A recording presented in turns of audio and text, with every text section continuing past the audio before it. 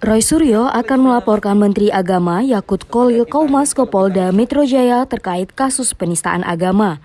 Hal ini diumumkan Roy dari akun resmi Twitternya. Ia akan datang ke kantor polisi pukul 3 sore bersama Kongres Pemuda Indonesia. Roy mengatakan memiliki bukti rekaman visual ucapan Yakut Kholil yang membandingkan azan dengan gonggongan anjing. Ditelusuri Tribun Medan, rekaman yang diunggah Roy berdurasi 30 detik. Video itu adalah potongan dari pernyataan utuh Menteri Agama Yakut Kholil Qaumas. Secara garis besar, Yakut Kholil bukan membandingkan azan dengan gonggongan anjing, melainkan menjelaskan aturan batas maksimal pengeras suara masjid. Berikut tayangan lengkapnya. Kemarin kita sudah terbitkan surat edaran pengaturan, kita tidak melarang masjid, musola menggunakan toa, tidak. Silahkan, karena kita tahu itu bagian dari syiar agama Islam, ya.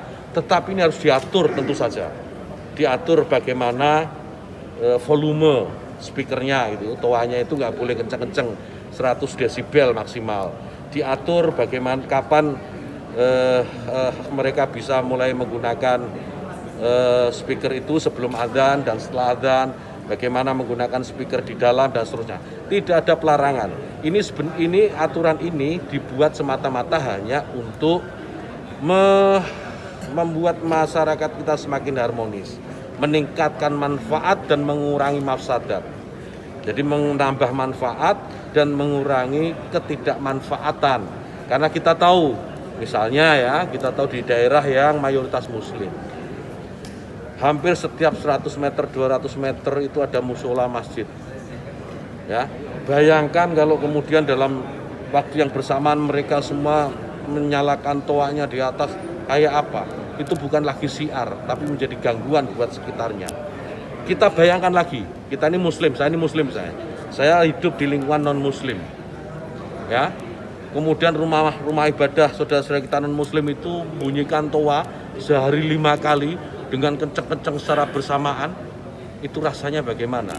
Yang paling sederhana lagi, tetangga kita ini, kalau kita hidup dalam satu komplek itu misalnya, kiri, kanan, depan, belakang pelihara anjing semua. Misalnya, menggonggong dalam waktu yang bersamaan, kita ini terganggu enggak? Artinya apa? Bahwa suara-suara, ya suara-suara ini, apapun suara itu ya, ini harus kita atur, supaya tidak menjadi gangguan. Ya, speaker di musola masjid monggo dipakai, silahkan dipakai, tetapi tolong diatur agar tidak ada yang merasa terganggu, agar niat menggunakan toa, menggunakan speaker sebagai sarana, sebagai wasilah untuk syiar, melakukan syiar tetap bisa dilaksanakan tanpa harus mengganggu mereka yang mungkin tidak sama dengan keyakinan kita, berbeda keyakinan, kita harus tetap hargai. Itu saja intinya. Jadi saya kira dukungan juga banyak atas ini, karena di alam bawah sadar kita kan pasti mengakui itu. Kawan-kawan wartawan ini juga pasti merasakan itu, bagaimana kalau suara itu tidak diatur pasti mengganggu. Truk itu kalau banyak di sekitar kita diam di satu tempat, kemudian misalnya ada truk kiri kanan. Ikuti berita menarik lainnya di seluruh akun media sosial Tribun Medan. Jangan lupa like dan share ya.